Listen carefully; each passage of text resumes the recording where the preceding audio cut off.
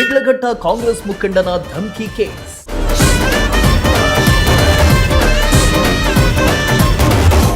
ರಾಜೀವ್ ಗೌಡಗೆ ಮತ್ತೊಂದು big shock.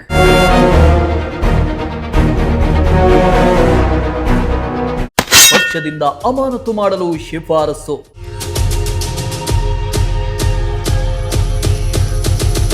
ರಾಜ್ಯದಲ್ಲಿ ಚಿಕ್ಕಬಳ್ಳಾಪುರ ಜಿಲ್ಲೆ ಶಿಡ್ಲಘಟ್ಟ ಕಾಂಗ್ರೆಸ್ ಮುಖಂಡ ರಾಜೀವ್ ಗೌಡ ಧಮಕಿ ಹಾಕಿದ ಪ್ರಕರಣ ದಿನದಿಂದ ದಿನಕ್ಕೆ ತೀವ್ರ ಸ್ವರೂಪ ಪಡ್ಕೊಳ್ತಾ ಇದೆ.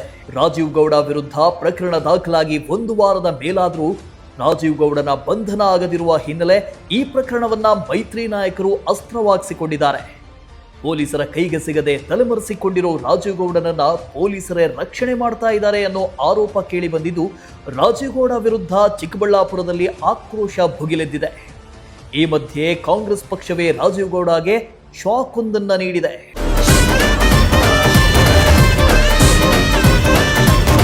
ಹೌದು, ಶಿಡ್ಲಘಟ್ಟ ಪೌರಾಯುಕ್ತೆ ಅಮೃತ ಅವರಿಗೆ ಕಾಂಗ್ರೆಸ್ ಮುಖಂಡ ರಾಜೀವ್ ಗೌಡ ಬೆದರಿಕೆ ಹಾಕಿದ್ದು ಕ್ಷೇತ್ರದಲ್ಲಿ ಆಕ್ರೋಶ ಭುಗಿಲೇಳ್ತಾ ಇದ್ದಂತೆ ಕಾಂಗ್ರೆಸ್ ಮುಖಂಡ ರಾಜೀವ್ ಗೌಡ ತಲೆಮರೆಸಿಕೊಂಡಿದ್ದ. ಇದನ್ನೇ ಅಸ್ತ್ರವನ್ನಾಗಿ ಮಾಡಿಕೊಂಡಿದ್ದ ಬಿಜೆಪಿ ಹಾಗೂ ಜೆಡಿಎಸ್ ನಾಯಕರು ರಾಜೀವ್ ಗೌಡ ಕಾಣೆಯಾಗಿದ್ದಾನೆ ಅಂತ ಸಾಮಾಜಿಕ ಜಾಲತಾಣದಲ್ಲಿ ಪೋಸ್ಟ್ ಹಂಚಿಕೊಂಡಿದ್ರು. ರಾಜೀವ್ ಗೌಡ ನಡವಳಿಕೆಯಿಂದ ಕಾಂಗ್ರೆಸ್ ಪಕ್ಷಕ್ಕೆ ತೀವ್ರ ಮುಜುಗರ ಉಂಟಾಗಿದ್ದು, ಆರೋಪಿ ರಾಜೀವ್ ಗೌಡನಿಗೆ ಕೆಪಿಸಿಸಿ ಶೋಕಾಸ್ ನೋಟಿಸ್ ಜಾರಿ ಮಾಡಿತ್ತು. ಇದರ ಬೆನ್ನಲ್ಲೇ ರಾಜೀವ್ ಗೌಡನನ್ನ ಪಕ್ಷದಿಂದ ಅಮಾನತು ಮಾಡುವಂತೆ ಕಾರ್ಯಾಧ್ಯಕ್ಷ ಚಂದ್ರಶೇಖರ್ ಅವರು ಕಾಂಗ್ರೆಸ್ ಶಿಸ್ತು ಸಮಿತಿ ಅಧ್ಯಕ್ಷರಿಗೆ ಶಿಫಾರಸು ಮಾಡಿದ್ದಾರೆ.